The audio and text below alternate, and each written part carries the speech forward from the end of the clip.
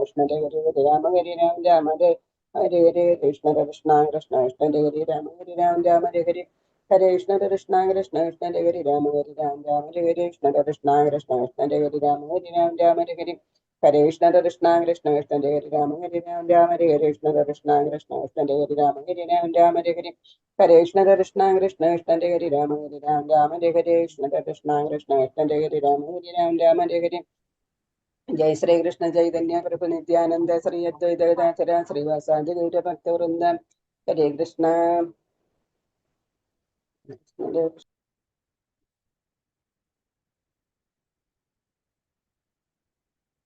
ഹരേ കൃഷ്ണ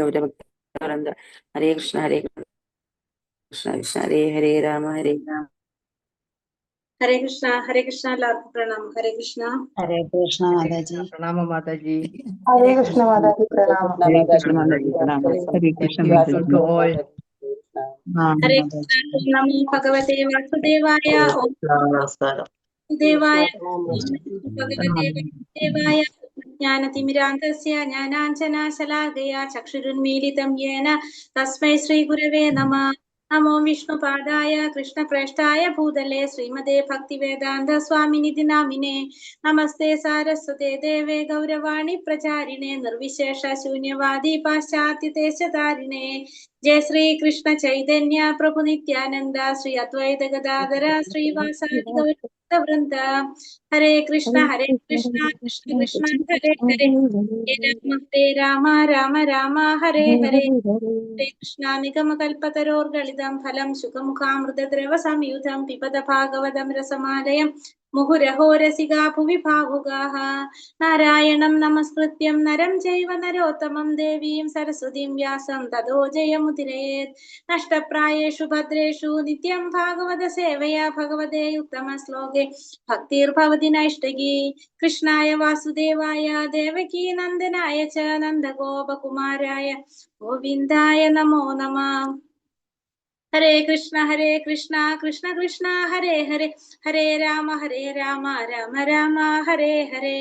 ഹരേ Krishna. Shri Shri Radha Govind temple ISKCON ബാംഗ്ലൂരിന്റെ Bhagavatam ക്ലാസ്സിലേക്ക് എല്ലാവർക്കും സ്വാഗതം. ഹരേ കൃഷ്ണ. എല്ലാവർക്കും പ്രണാമം. ഹരേ കൃഷ്ണ മാതാജി പ്രണാമം. ഹരേ കൃഷ്ണ. എല്ലാവർക്കും പ്രണാമം. ഹരേ കൃഷ്ണ മാതാജി. ഹരേ കൃഷ്ണ. അപ്പൊ നമ്മള് പ്രണാമം മാതാജി. പ്രണാമം. ഹരേ മാതാജി.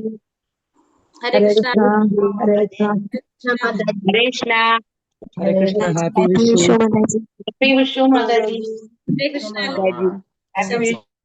ഹരേ കൃഷ്ണ. എല്ലാവർക്കും വിശ്വാശംസകൾ. ഹരേ കൃഷ്ണ. നമുക്ക് അല്ലെ ഹരേ കൃഷ്ണ. അപ്പൊ ഒന്നാമത്തെ സ്കന്ധത്തിലെ 14-ാമത്തെ അധ്യായം ശ്രീകൃഷ്ണ ഭഗവാന്റെ തിരോധാനം, അതാണ് നമ്മള് എടുക്കുന്നത്. ഇപ്പൊ നമ്മൾ തുടങ്ങിയത് ഇന്നലെ തുടങ്ങിയ അധ്യായം.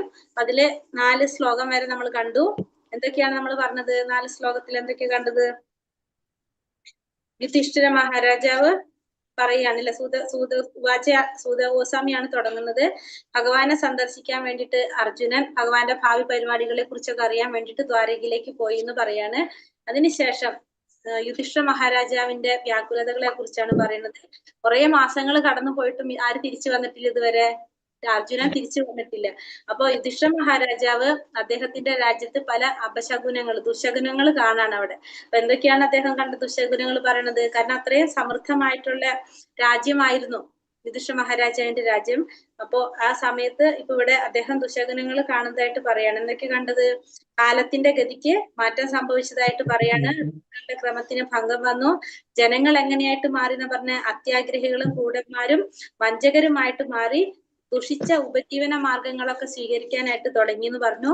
പിന്നെ തമ്മില് എല്ലാവരും തമ്മിൽ, അതായത് കുടുംബത്തിലുള്ളവരും പിതാവും മാതാവും പുത്രന്മാർക്കിടയിലും ഭാര്യ ഭർത്താക്കന്മാർക്കിടയിലൊക്കെ കലഹങ്ങളൊക്കെ ഉണ്ടാകാനായിട്ട് തുടങ്ങി. അപ്പൊ അവരെ സംബന്ധിച്ച് ഇതൊക്കെ അവർക്ക് ഒരിക്കലും അറിയാത്ത കാര്യങ്ങളായിരുന്നു. കാരണം അത്രയും സമൃദ്ധമായിട്ടുള്ള സമൃദ്ധമായിട്ടുള്ള എല്ലാ വിധത്തിലുള്ള ഐശ്വര്യങ്ങളും ഉള്ളൊരു രാജ്യമാണ് ആരുടെ? യുധിഷ്ഠിര മഹാരാജാവിന്റെ. അപ്പൊ അവർക്ക് ഇതൊന്നും അറിയാത്ത കാര്യങ്ങളാണ്. പക്ഷെ ഇപ്പോ അത്തരത്തിലുള്ള ദുശകുനങ്ങളാണ് ഇവിടെ കാണുന്നത്.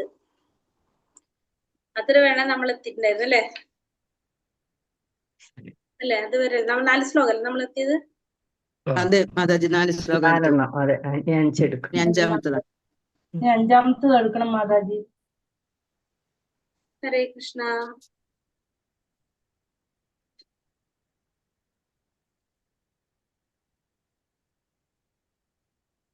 ഹരേ കൃഷ്ണ. ശ്ലോകം 5.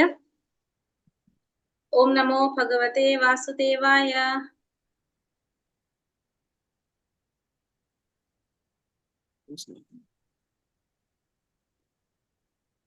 നിമിത്താന്യാതിരിഷ്ടാനി കാലേ തോനുഗതേ നൃണാം ലോഭാതി ധർമ്മ പ്രകൃതിം ദൃഷ്ടോ വാചാനുജം നൃപഃ. നിമിത്താന്യാതിരിഷ്ടാനി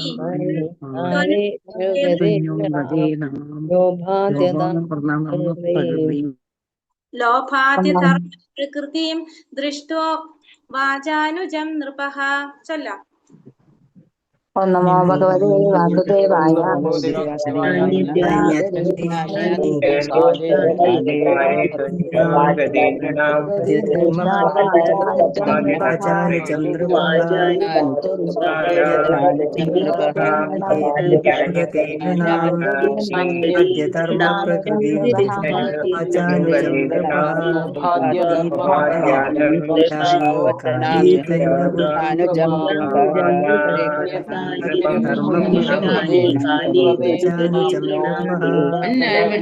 ജോലിയല്ല പല പടികളും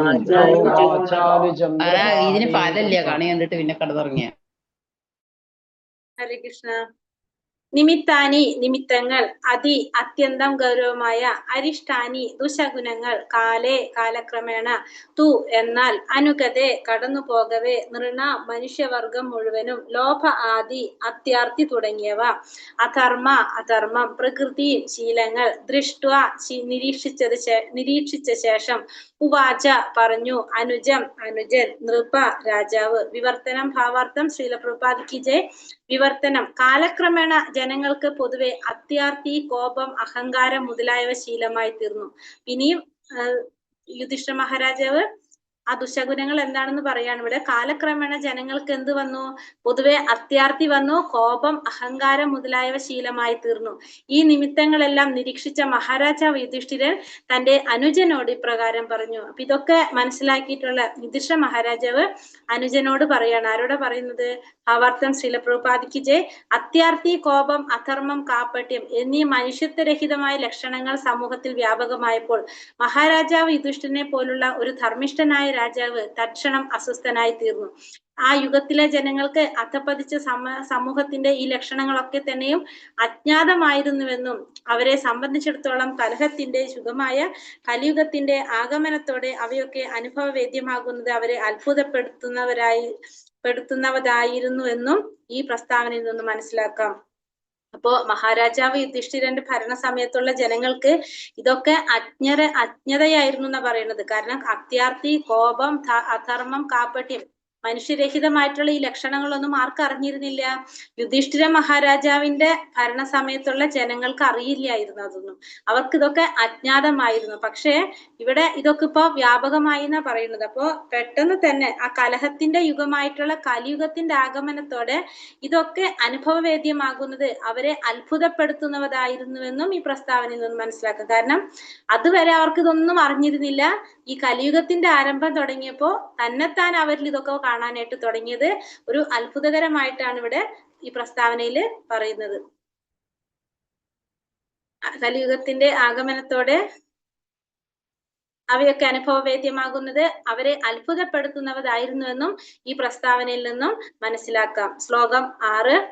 യുധിഷ്ഠിര ഉവാച സംപ്രേക്ഷിതോ ദ്വാരകായാം ജിഷ്ണുർബന്ധൂതി ദൃഷ്ടയാ ജ്ഞാതും ച പുണ്യശ്ലോകസ്യ കൃഷ്ണസ്യ ച വിചേഷ്ടിതം. യുധിഷ്ഠിര ഉവാച സംപ്രേക്ഷിതോ ദ്വാരകായാം ജിഷ്ണുർബന്ധൂതി ദൃക്ഷയാ ജ്ഞാതും ച പുണ്യശ്ലോകസ്യ കൃഷ്ണസ്യ ച വിചേഷ്ടിതം. ചൊല്ലാം. ഓം നമോ ഭഗവതേ വാസുദേവായ ഷിതോ ദ്വാരകായാം ജിഷ്ണുർബന്ധുതിദൃഷ്ടായ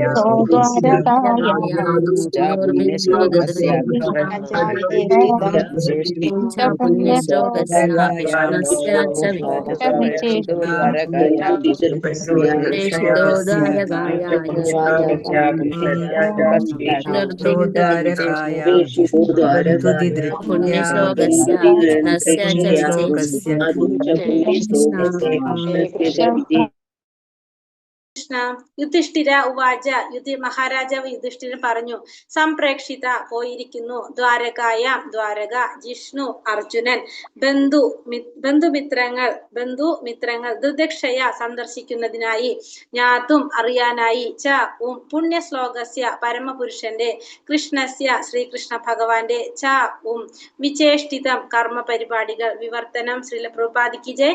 മഹാരാജാവ് യുധിഷ്ഠിരൻ തന്റെ അനുജനായ ഭീമസേനനോട് ഇപ്രകാരം പറഞ്ഞു. അപ്പൊ ഭീമസേനനോടാണ് പറയുന്നത്. എന്താ പറഞ്ഞത്?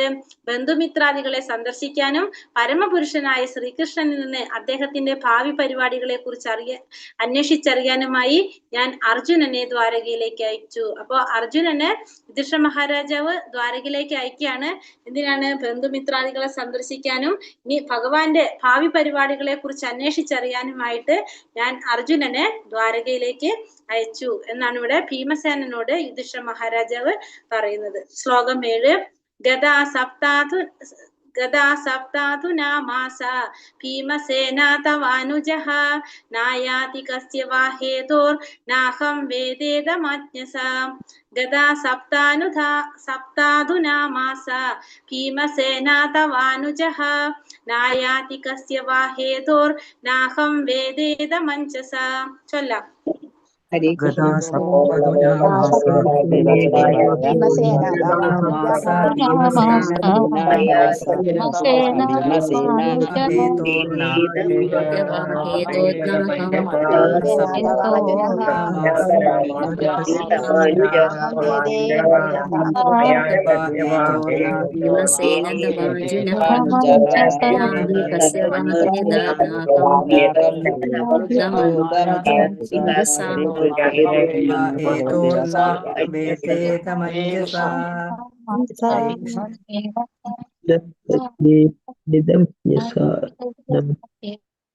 ഹരേ കൃഷ്ണ.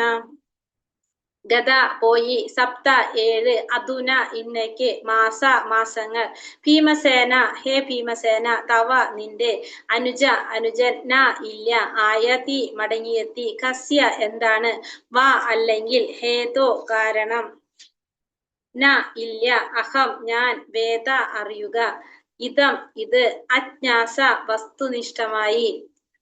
വിവർത്തനം. ശ്രീല പ്രഭുപാദിക്ക് അവൻ യാത്രയായിട്ട് 7 മാസങ്ങൾ കഴിഞ്ഞിരിക്കുന്നു, എന്നിട്ടും അവൻ ഇതുവരെ മടങ്ങിയെത്തിയിട്ടില്ല. അവിടെ കാര്യങ്ങൾ എങ്ങനെ പോകുന്നു എന്നതിനെ കുറിച്ച് വസ്തുനിഷ്ഠമായി എനിക്കറിയില്ല. അപ്പോ അർജുനൻ പോയിട്ട് 7 മാസങ്ങളായി, എന്നിട്ട് ഇതുവരെ തിരിച്ചെത്തിയിട്ടില്ല. അവിടെ കാര്യങ്ങൾ എങ്ങനെയാണ് പോകുന്നത് എന്നുള്ളത് യുധിഷ്ഠിര മഹാരാജാവിന് അറിയുന്നില്ല എന്നാണ് ഭീമസേനനോട്, അനുജനായിട്ടുള്ള ഭീമസേനനോട് പറയുന്നത്. ഹരേ കൃഷ്ണ. ശ്ലോകം 8.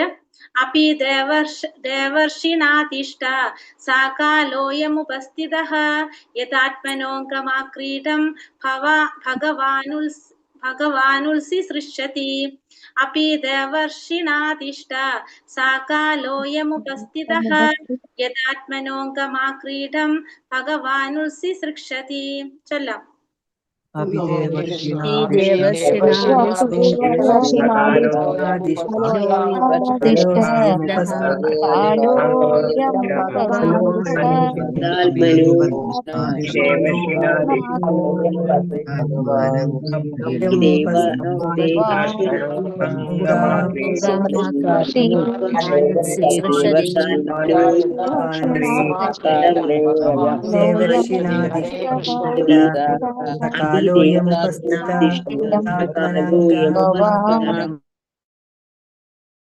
ഹരേ കൃഷ്ണ.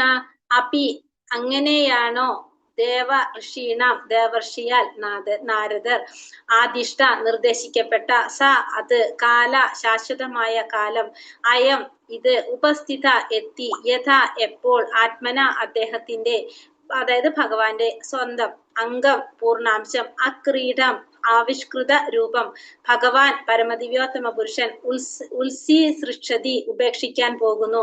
വിവർത്തനം ഭാവാർത്ഥം ശ്രീല പ്രഭുപാദിക്ക് ജയ്.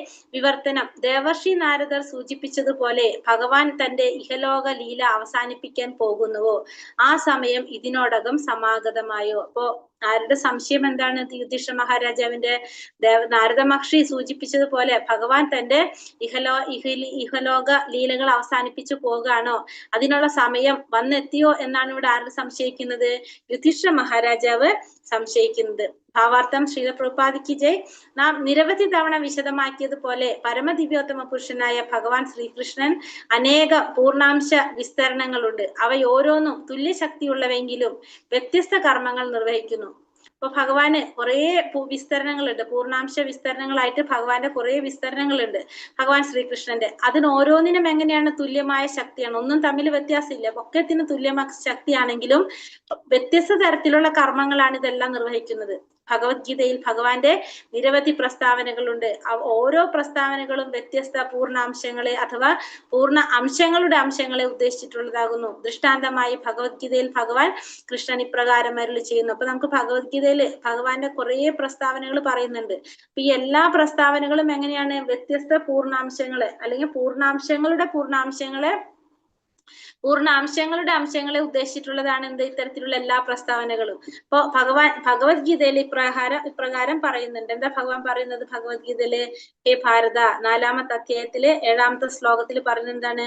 ഹേ ഭാരത, എപ്പോൾ എവിടെ ധർമാചരണത്തിന് ക്ഷയം നേരിടുന്നുവോ, എപ്പോൾ അധർമ്മം തഴച്ചു വളരുന്നുവോ അപ്പോഴെല്ലാം ഞാൻ അവതരിക്കുന്നു. എപ്പോഴാണോ ധർമ്മത്തിന് ക്ഷയം നേരിടുന്നത്, അധർമ്മം തഴച്ചു വളരുന്നത്, അപ്പോഴെല്ലാം ഞാൻ അവതരിക്കുന്നു. ഭഗവത്ഗീത 4-ാം അധ്യായം 7-ാമത്തെ ശ്ലോകത്തില്. 8-ാമത്തെ ശ്ലോകത്തിൽ എന്താ പറയണത്?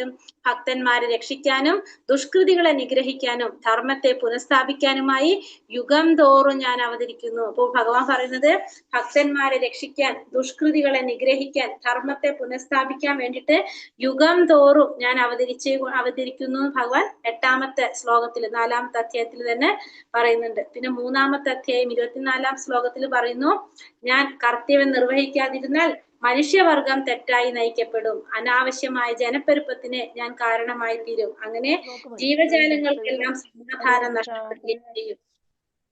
അപ്പൊ ഭഗവാൻ പറഞ്ഞെന്താണ്? ഭഗവാൻ കർത്തവ്യങ്ങളൊക്കെ ചെയ്യാതിരുന്നാൽ എന്താണ്? സ്വാഭാവികമായിട്ടും ജനങ്ങളും എന്ത് ചെയ്യും? തെറ്റായ രീതിയിൽ തെറ്റായി നയിക്കപ്പെടും, അനാവശ്യമായ ജനപ്പെരുപ്പത്തിന് കാരണമായി തീരും, ജീവജാലങ്ങളുടെ എല്ലാം സമാധാനം നഷ്ടപ്പെടുകയും ചെയ്യുമെന്ന് 3-ാം അധ്യായത്തില് 24-ാം ശ്ലോകത്തിൽ പറയുന്നുണ്ട്. അതിൽ തന്നെ 21-ാം ശ്ലോകത്തിൽ പറയുന്നത്, ഒരു ശ്രേഷ്ഠനായ വ്യക്തി എന്തു തന്നെ ചെയ്താലും സാധാരണ ജനങ്ങൾ അദ്ദേഹത്തെ അനുഗമിക്കുന്നു.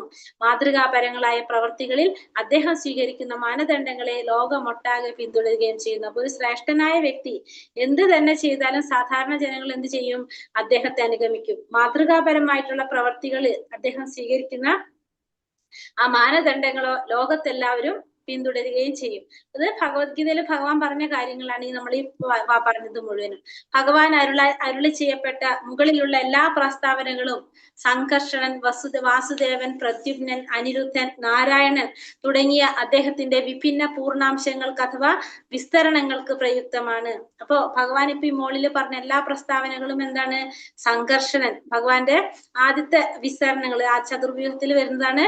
സംഘർഷണൻ, വാസുദേവൻ, പ്രദ്യുപ്നൻ, അനിരുദ്ധൻ, 4 ചതുർവ്യൂഹങ്ങളിൽ വരുന്ന 4 പേര്. സംഘർഷണൻ, വാസുദേവൻ, പ്രദ്യുമ്നൻ, അനിരുദ്ധൻ, പിന്നെ നാരായണൻ എന്താണ്? നാരായണൻ നിന്നാണ് എല്ലാതും വരുന്നത്. ഇപ്പൊ നാരായണൻ തുടങ്ങി ഭഗവാന്റെ വിഭിന്ന പൂർണ്ണ അംശങ്ങൾക്ക് അഥവാ വിസ്തരണങ്ങൾക്ക് പ്രയുക്തമാണ്.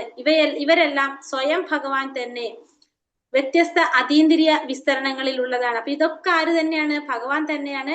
പക്ഷെ വ്യത്യസ്തമായിട്ടുള്ള അതീന്ദ്രിയ വിസ്തരണങ്ങളിലാണ് ഇതെല്ലാം ഉള്ളത്. എങ്കിലും ശ്രീകൃഷ്ണ രൂപത്തിൽ ഭഗവാൻ വിവിധ നിലകളിലുള്ള ഭക്തന്മാരുമായി വ്യത്യസ്തമായൊരു തലത്തിൽ അതീന്ദ്രിയ വിനിമയത്തിൽ ഏർപ്പെടുന്നു. പക്ഷേ ഇങ്ങനെയൊക്കെ ആണെങ്കിലും ഇതൊക്കെ ഏത് രൂപത്തിലാണ്? ചതുർഭുജ രൂപത്തിലാണ്. സംഘർഷനായാലും വാസുദേവനായാലും പ്രദ്യുമ്നായാലും അനിരുദ്ധനായാലും നാരായണനൊക്കെ എങ്ങനെയാ വരുന്നത്? ചതുർഭുജ രൂപത്തിലാണ് നമ്മൾ കാണുന്നത്. പക്ഷെ ശ്രീകൃഷ്ണൻ എങ്ങനെയാ പറയണത്? ശ്രീകൃഷ്ണ രൂപത്തില് ഭഗവാൻ വിവിധ നിലകളിലുള്ള ഭക്തന്മാരുമായിട്ട് വ്യത്യസ്തമായൊരു തലത്തിൽ അതീന്ദ്രിയ വിനിമയങ്ങളിൽ ഏർപ്പെടുന്നു. എന്നിരുന്നാലും ശ്രീകൃഷ്ണ ഭഗവാൻ സ്വയം യഥാരൂപത്തിൽ ബ്രഹ്മാവിന്റെ സമയമനുസരിച്ച് 24 മണിക്കൂറിൽ, അതായത് ഓരോ 864 കോടി സൗര വർഷങ്ങൾക്കു ശേഷവും ഒരിക്കൽ മാത്രം ഓരോ പ്രപഞ്ചത്തിലും അവതരിക്കുന്നു. ഇവിടെ എന്താ പറഞ്ഞത്? ഭഗവാൻ ശ്രീകൃഷ്ണ ഭഗവാൻ സ്വയം യഥാരൂപത്തില് ഭഗവാൻ സ്വയം വരുന്ന പറയണത്. ഭഗവാൻ സ്വയം ബ്രഹ്മാവിന്റെ സമയത്തിനനുസരിച്ച്, അതായത് ബ്രഹ്മാവിന്റെ 24 മണിക്കൂറില്, ബ്രഹ്മാവിന്റെ 24 മണിക്കൂർ എന്ന് പറഞ്ഞാൽ എത്രയാണ്? ഓരോ 864 കോടി സൗരവർഷങ്ങൾക്ക് ശേഷവും ഒരിക്കൽ മാത്രം ഓരോ പ്രപഞ്ചത്തിലും ഭഗവാൻ അവതരിക്കുന്നു. മാത്രമല്ല അദ്ദേഹത്തിന്റെ സർവ്വ അതീന്ദ്രിയ ലീലകളും ഓരോ പ്രപഞ്ചത്തിലും നിയതമായ ആവർത്തന ചക്രം പോലെ പ്രദർശിപ്പിക്കുന്നു. അപ്പോ ഭഗവാൻ എങ്ങനെ അവതരിക്കുന്നു പറഞ്ഞാൽ ബ്രഹ്മാവിന്റെ 24 മണിക്കൂറിലും ഭഗവാൻ അവതരിക്കും. 864 കോടി സൗരവർഷങ്ങൾക്ക് ശേഷവും ഒരിക്കൽ മാത്രം ഓരോ പ്രപഞ്ചത്തിലും ഭഗവാൻ സ്വയം അവതരിക്കും. ഇപ്പൊ നമ്മളെ സംബന്ധിച്ച് നമുക്ക് അടുത്ത് ഭഗവാനെ കാണാൻ സാധിച്ചു. കാണാൻ മീൻസ് അറിയാൻ സാധിച്ചു. കാരണം 5000 വർഷങ്ങൾക്ക് മുമ്പാണ് ഭഗവാൻ അവതരിച്ചു പോയത് അല്ലെ. അപ്പൊ കാരണം എന്താണ്? ദ്വാപരയുഗത്തില് ഭഗവാൻ വന്നത് എത്ര സമയമാകുമ്പോഴാണ് അവതരിക്കുന്നത് പറഞ്ഞത്? 864 കോടി സൗരവർഷങ്ങൾക്ക് ശേഷമാണ് ഭഗവാൻ അവതരിക്കുന്നത്. ഓരോ പ്രപഞ്ചത്തിലും ഭഗവാൻ അവതരിക്കുന്നത്, സ്വയം വരുന്നത്. നമ്മളെ സംബന്ധിച്ച് 5000 വർഷങ്ങൾക്ക് മുമ്പാണ് ആര് വന്നത്? ഭഗവാൻ അവതരിച്ചത്. ഓരോ പ്രപഞ്ചത്തിലും നിയതമായ ആവർത്തന, അദ്ദേഹത്തിന്റെ സർവ്വ അതീന്ദ്രിയ ലീലകളും ഓരോ പ്രപഞ്ചത്തിലും നിയതമായ ആവർത്തന ചക്രം പോലെ പ്രദർശിപ്പിക്കുന്നു.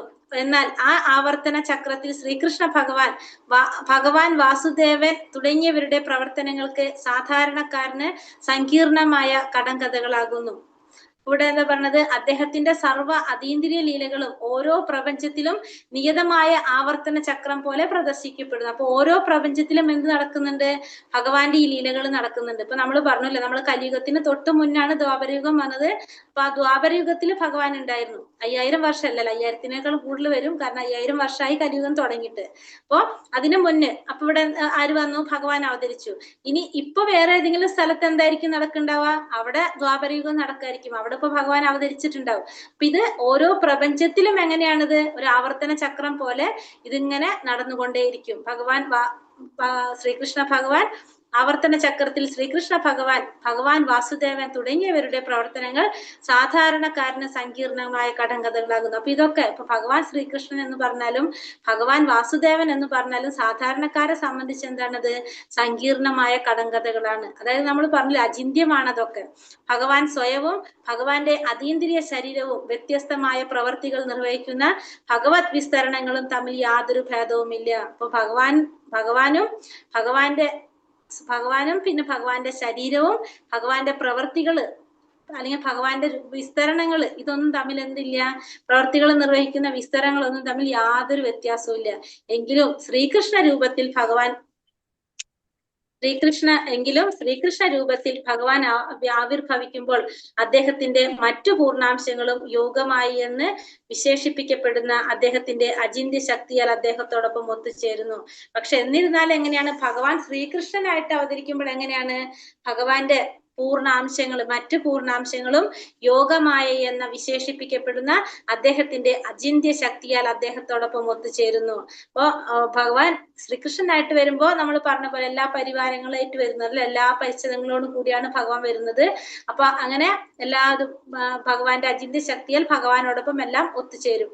ആകയാൽ വൃന്ദാവനത്തിലെ ശ്രീകൃഷ്ണ ഭഗവാൻ മധുരയിലെ ശ്രീകൃഷ്ണ ഭഗവാനിൽ നിന്നും അല്ലെങ്കിൽ ദ്വാരകയിലെ ശ്രീകൃഷ്ണ ഭഗവാനിൽ നിന്നും ഭിന്നനാകുന്നു. അപ്പൊ ഇവിടെ പറഞ്ഞെന്താണ്? എല്ലാ ഭഗവാനും ആര് തന്നെയാണ്? ഒന്ന് തന്നെയാണ്. ദ്വാരകയിലെ ശ്രീകൃഷ്ണനായാലും മധുരയിലെ ശ്രീകൃഷ്ണനായാലും പിന്നെ എവിടെയാണ്? വൃന്ദാവനത്തിലെ ശ്രീകൃഷ്ണനും. ഇത് മൂന്നും ആര് തന്നെയാണ്? ഒന്ന് തന്നെയാണ്. ദ്വാരകയിലുള്ളതും വൃന്ദാവനത്തിൽ ഉണ്ടായിരുന്നതും മധുരയിൽ ഉണ്ടായിരുന്നതും ഈ 3 ശ്രീകൃഷ്ണനും വിഭിന്നനാകുന്നു. ഒരേ വ്യക്തി തന്നെ, ഒരേ ഭഗവാൻ തന്നെയാണത്. അദ്ദേഹത്തിന്റെ അചിന്ത്യ ശക്തിയാൽ ശ്രീകൃഷ്ണ ഭഗവാന്റെ വിരാട് രൂപവും അദ്ദേഹത്തിൽ നിന്നും ഭിന്നമാണ്. പക്ഷേ ഭഗവാന്റെ അചിന്യ ശക്തിയാൽ എന്താ പറയുക, വിരാട് രൂപം, ഭഗവാന്റെ വിരാട് രൂപം എങ്ങനെയാണ്, അദ്ദേഹത്തിൽ നിന്നും ഭിന്നമാണ്. വിരാട് രൂപം ഭിന്നമാണ്. കാരണം അതെന്താണ്, ഈ ഭൗതിക ലോകത്തില് നമുക്ക് മനസ്സിലാക്കി തരാൻ വേണ്ടിയിട്ടാണ് ഭഗവാൻ ഏത് രൂപം കാണിച്ചത്, വിരാട് രൂപം, അതായത് വിശ്വരൂപം കാണിച്ചത്. അർജുനന് മനസ്സിലാക്കി കൊടുക്കാൻ വേണ്ടി മാത്രമാണ് എന്ത് കാണിച്ചത്, വിശ്വരൂപം കാണിച്ചത്. കുരുക്ഷേത്ര യുദ്ധഭൂമിയിൽ പ്രദർശിപ്പിച്ച വിരാട് രൂപം അദ്ദേഹത്തിന്റെ രൂപത്തിന്റെ ഭൗതിക ധാരണയാകുന്നു. അതായത് ഇപ്പൊ നമ്മൾ പറഞ്ഞു അല്ലെ, ഭഗവാൻ പറഞ്ഞു എന്താണ്, എല്ലാവരും ഭഗവാനിലാണ് ഉൾക്കൊള്ളുന്നത്, എല്ലാവരും ഭഗവാനിൽ ഉൾച്ചേർന്ന് നിൽക്കുന്നതാണെന്ന്. അപ്പൊ അത് എങ്ങനെയാണെന്ന് മനസ്സിലാക്കി തരാനായിട്ട്, നമുക്കതിന്റെ ഒരു ധാരണ ഉണ്ടാക്കി തരാനായിട്ടാണ് ഭഗവാൻ എന്ത് കാണിച്ചത്, ഭഗവാന്റെ ആ വിശ്വരൂപം കാണിച്ചത്. അർജുനൻ അത് എന്തിനാ കാണിച്ചു കൊടുത്തത്, ഭഗവാൻ പറഞ്ഞെന്താണ്, എല്ലാ ദേവി ദേവന്മാരും എന്റെ അംശമാണ്, എല്ലാവരും എന്റെ ശരീരത്തിലാണ്, എല്ലാവരും എന്നിലാണ് നിലനിൽക്കുന്നതെന്ന് പറഞ്ഞു. അപ്പൊ അത് മനസ്സിലാക്കി തരാൻ വേണ്ടിയിട്ടാണ് ഭഗവാൻ അവിടെ എന്ത് കാണിച്ചത്, ഭഗവാന്റെ ആ വിശ്വരൂപം അത് കാണിച്ചു കൊടുത്ത ഒരു ഭൗതിക, അദ്ദേഹത്തിന്റെ രൂപത്തിന്റെ ഒരു ഭൗതിക ധാരണ കിട്ടാൻ വേണ്ടിയിട്ട്. ആകയാൽ വേടന്റെ അസ്ത്രത്താൽ ശ്രീകൃഷ്ണ ഭഗവാൻ പ്രത്യക്ഷത്തിൽ വധിക്കപ്പെട്ടപ്പോൾ ഭൗതിക ലോകത്തിൽ അദ്ദേഹം തന്റെ നാമമാത്രമായ ഭൗതിക ശരീരം എന്ന് വിശേഷിപ്പിക്കപ്പെടുന്നതിനെ ഉപേക്ഷിച്ചു എന്ന് മനസ്സിലാക്കണം. അപ്പൊ നമ്മുടെ ഒക്കെ സംശയമാണ് അല്ലെ, ഭഗവാൻ ഇവിടെ വധിച്ച സമയത്ത്, ഭഗവാൻ വേടന്റെ അസ്ത്രം കൊണ്ട് ഭഗവാൻ പ്രത്യക്ഷത്തിൽ വധിക്കപ്പെട്ടപ്പോൾ ഭൗതിക ലോകത്തിൽ അദ്ദേഹം തന്റെ നാമമാത്രമായ ഭൗതിക ശരീരം എന്ന് വിശേഷിപ്പിക്കപ്പെടുന്നതിനെ ഉപേക്ഷിച്ചു എന്ന് മനസ്സിലാക്കണം. നമ്മൾ ഈ ഭഗവാൻ ഈ ഭൗതിക ലോകത്തില് നാമമാത്രമായിട്ടുള്ള, മറ്റുള്ളവർക്ക് കാണാൻ വേണ്ടിയിട്ട് ഒരു ശരീരം സ്വീകരിച്ചു, ആ ശരീരത്തിനെയാണ് ഇവിടെ ഉപേക്ഷിച്ചത് എന്നുള്ളത് നമ്മൾ മനസ്സിലാക്കുക. ഭഗവാൻ എങ്ങനെയാണ്, കൈവല്യനാകുന്നു. ഭഗവാൻ കൈവല്യനാണ്. ഭഗവാൻ എന്താണ്, കൈവല്യനാണ്. ഭഗവാൻ എല്ലാത്തിനും തികഞ്ഞവനാണ്. ഭഗവാൻ മാത്രമല്ല സർവ്വതും അദ്ദേഹത്തിൽ നിന്നും സൃഷ്ടിക്കപ്പെടുന്നതാകിയാൽ അദ്ദേഹത്തെ സംബന്ധിച്ച് ജഡവസ്തുവും ആത്മാവും തമ്മിൽ യാതൊരു വ്യത്യാസവുമില്ല. അപ്പൊ ഭഗവാൻ എങ്ങനെയാണ്, പരിപൂർണനാണ്, സമ്പൂർണനാണ്, എല്ലാം തികഞ്ഞവനാണ് ഭഗവാൻ. അതുകൊണ്ട് തന്നെ ഭഗവാനിൽ നിന്നും സൃഷ്ടിക്കപ്പെട്ടതാകിയാൽ അദ്ദേഹത്തെ സംബന്ധിച്ച് ജഡവസ്തുവും ആത്മാവും തമ്മിൽ യാതൊരു വ്യത്യാസമില്ല. അപ്പൊ ഭഗവാൻ തന്നെയാണ് എന്തിന്റെ സൃഷ്ടി, ജഡവസ്തുവിന്റെ, ശരീരത്തിന്റെയും ആത്മാവിന്റെയും സൃഷ്ടി ആരിൽ നിന്നാണ്, ഭഗവാനിൽ നിന്നാണ്. അതുകൊണ്ട് തന്നെ അത് തമ്മിൽ വ്യത്യാസം ആർക്കില്ല, ഭഗവാനെ സംബന്ധിച്ച് ഭഗവാന്റെ ആത്മാവും ശരീരവും എല്ലാം ഒന്ന് തന്നെയാണ്, യാതൊരു വ്യത്യാസവും അതിലില്ല. ആകയാൽ ഭഗവാൻ ഒരു പ്രകാരത്തിലുള്ള ശരീരം ഉപേക്ഷിക്കുന്നതോ മറ്റൊരു ശരീരം സ്വീകരിക്കുന്നതോ അദ്ദേഹം ഒരു സാധാരണ ജീവാത്മാവിനെ പോലെയാണെന്ന് അർത്ഥമാക്കുന്നില്ല. അപ്പൊ നമുക്ക് എന്ത് മനസ്സിലാക്കാം, ഭഗവാൻ ഒരു ശരീരം ഉപേക്ഷിക്കുന്നു എന്ന് പറഞ്ഞു കഴിഞ്ഞാല് നമ്മളെപ്പോലെ ഒരു ശരീരം ഭഗവാൻ ഉപേക്ഷിക്കുന്നു അല്ലെങ്കിൽ ശരീരം സ്വീകരിക്കുന്നു എന്നല്ല അവിടെ അർത്ഥമാക്കുന്നത്. അവണ്ണമുള്ള സർവ്വവിധ പ്രവർത്തികളും അദ്ദേഹത്തിന്റെ അചിന്യ ശക്തിയാൽ ഏകകാലത്ത് ഭിന്നവും അഭിന്നവുമാകുന്നു. അപ്പൊ ഇത്തരത്തിലുള്ള എല്ലാ പ്രവർത്തികളും ഭഗവാന്റെ എങ്ങനെയാണ്, അചിന്യമാണ്, നമുക്ക് ചിന്തിക്കുന്നതിന്റെ അപ്പുറത്താണ്. അത് എന്താ പറയാ, ഏകകാലത്ത് ഒരേ സമയം തന്നെ അത് ഭിന്നവുമാണ് അഭിന്നവുമാണ്. ഭഗവാന്റെ അന്തർധാന സാധ്യതയെ കുറിച്ച് മഹാരാജാവ് യുധിഷ്ഠിരൻ അനുതപിക്കുന്നത് മഹാനായ ഒരു മിത്രത്തിന്റെ തിരോധാനത്തിൽ പരിദേവനം ചെയ്യുന്ന ആചാരാനുസാരം മാത്രമാകുന്നു. അപ്പോ യുധിഷ്ഠിര മഹാരാജാവ് ഭഗവാന്റെ ഈ അന്തർധാന സാധ്യതയെ കുറിച്ച് ആലോചിച്ച് അനുതപിക്കുന്നത് എന്തുകൊണ്ടാണ്, അത് ഇങ്ങനെ പ്രയാസം പ്രകടിപ്പിക്കുന്നത്, മഹാനായിട്ടുള്ള ഒരു മിത്രത്തിന്റെ തിരോധാനത്തിനെ കുറിച്ചുള്ളൊരു പ്രയാസം പങ്കുവെക്കലാണ് ഇവിടെ ആര് ചെയ്യുന്നത്, അതാണ് ഇവിടെ യുധിഷ്ഠിര മഹാരാജാവ് പറയുന്നത്. എന്നാൽ വാസ്തവത്തിൽ അല്പജ്ഞാനികൾ തെറ്റിദ്ധരിക്കുന്നത് പോലെ ഭഗവാൻ അദ്ദേഹത്തിന്റെ അതീന്ദ്രിയ ശരീരത്തെ ഒരിക്കലും ത്യജിക്കുന്നില്ല. പക്ഷെ സാധാരണ നമ്മളെപ്പോലുള്ളവർ എന്താ ചിന്തിക്കുന്നത്, ഭഗവാനെ വേടൻ അമ്പ് ചെയ്തു, ഭഗവാന്റെ ശരീരത്തിൽ നിന്ന് ചോര വന്നു, ഭഗവാൻ എന്താണ് അതീന്ദ്രിയനാണെങ്കിൽ എങ്ങനെയാ ഭഗവാന്റെ ശരീരത്തിൽ ചോര വരുന്നത്, ഭഗവാൻ എങ്ങനെയാണ് ആ ശരീരം കൂടെ ഉപേക്ഷിക്കാൻ സാധിക്കുന്നത്, കാരണം ഭഗവാൻ ഒരു ശരീരം ആത്മാവും ഒന്നാണ്, ഭഗവാന്റെ ശരീരം എന്ന് പറയാൻ അങ്ങനെ ഇല്ല. അപ്പൊ എങ്ങനെയാണ് ഇതൊക്കെ സാധിക്കുന്നത്? അപ്പൊ അല്പജ്ഞാനികള് അതാ പറയുന്നത് ഇവിടെ, വാസ്തവത്തിൽ അല്പജ്ഞാനികൾ തെറ്റിദ്ധരിക്കുന്നത് പോലെ ഭഗവാൻ അദ്ദേഹത്തിന്റെ അതീന്ദ്രിയ ശരീരത്തെ ഒരിക്കലും ത്യജിക്കുന്നില്ല. അത്തരം അല്പജ്ഞാനികളായവരെ ഭഗവത്ഗീതയിൽ ഭഗവാൻ സ്വയം അപലപിക്കുന്നു, അവരെ മൂഢന്മാർ എന്ന് വിശേഷിപ്പിക്കുന്നു. അത്തരത്തിലുള്ളവരാണ് എന്ന് പറയുന്നത് ഇവിടെ ഭഗവാൻ. അമ്പലത്തിൽ പോയിരുന്നു. ഹരേ കൃഷ്ണ. അപ്പൊ അത്തരത്തിലുള്ള മൂഢന്മാരെയാണ് എന്ത് പറയുന്നത്? അത്തരത്തിലുള്ളവരെയാണ് ഭഗവാൻ എന്ത് പറയുന്നത്? മൂഢന്മാരെന്ന് വിശേഷിപ്പിച്ചിരിക്കുന്നത്. ഭഗവാൻ തന്റെ ശരീരം ഉപേക്ഷിച്ചു എന്നത് ഭൗതിക ലോകത്തിൽ തന്റെ വിരാട് രൂപത്തെ ഉപേക്ഷിച്ചതുപോലെ. ഇപ്പൊ ഭഗവാന്റെ ശരീരം ഉപേക്ഷിച്ചു എന്ന് പറയുന്നത് എങ്ങനെയാണ് പറയുന്നത്? വിരാട് രൂപം, ഭഗവാന്റെ ആ വിശ്വരൂപം, നമ്മൾ പറഞ്ഞില്ല, വിശ്വരൂപം എന്ന് പറഞ്ഞാൽ സ്ഥിരമായിട്ട് നിലനിൽക്കുന്നതല്ല. അത് ആ ഭക്തൻ അർജുനന് കാണിക്കാൻ വേണ്ടിയിട്ട് ഭഗവാൻ അത് കാണിച്ചു കൊടുത്തു, അതവിടെ കഴിഞ്ഞു. അതേപോലെ തന്നെയാണ് എന്ത് പറയുന്നത്? ഭഗവാൻ തന്റെ ശരീരം ഉപേക്ഷിക്കുന്നതിനെ കുറിച്ച് പറയുന്നത്. അദ്ദേഹം തന്റെ പൂർണ്ണാംശങ്ങളെ അവരവരുടെ അതീന്ദ്രിയ ധാമത്തിൽ വീണ്ടും വിട്ടു ചെന്നു എന്നർത്ഥമാക്കുന്നു. അപ്പോൾ ഇവിടെ ഭഗവാൻ ശരീരം ഉപേക്ഷിച്ചു എന്ന് പറയുന്നത് ഭൗതിക ലോകത്തിൽ തന്റെ വിരാട് രൂപത്തെ ഉപേക്ഷിച്ചതുപോലെയാണ്. അദ്ദേഹം തന്റെ പൂർണ്ണ അംശങ്ങളെ അവരവരുടെ അതീന്ദ്രിയ ധാമങ്ങളിൽ വീണ്ടും വിട്ടു ചെന്നു എന്ന് അർത്ഥമാക്കുന്നു. അപ്പൊ അവർക്ക് എന്ത് സാധിച്ചാണ്? ഭഗവാന്റെ പൂർണ്ണാംശങ്ങളായിട്ടുള്ളവർക്ക് അവർക്കൊക്കെ എന്തുണ്ട്? വൈകുണ്ഠ ലോകങ്ങളിൽ ഓരോ ധാമങ്ങളുണ്ട്, അവർക്ക് അവരുടെ ധാമത്തിലേക്ക് വിട്ടു എന്നാണ് അതുകൊണ്ട് അർത്ഥമാക്കാൻ സാധിക്കുന്നത്. ഹരേ കൃഷ്ണ കൃഷ്ണ കൃഷ്ണ ഹരേ ഹരേ, ഹരേ രാമ രാമ രാമ ഹരേ ഹരേ. കൽപതരൂപേശ്ച കൃപാ സിന്ധോഭ്യേവ ച പതിതാനാം പാവനേഭ്യോ വൈഷ്ണവേഭ്യോ നമോ നമഃ. കോടി വൈഷ്ണവ വൃന്ദി की जय, श्रील प्रभुपाद की जय, गुरुदेव की जय, निताय गौर प्रेमानंदे, हरि हरि बोल. हरे कृष्णा.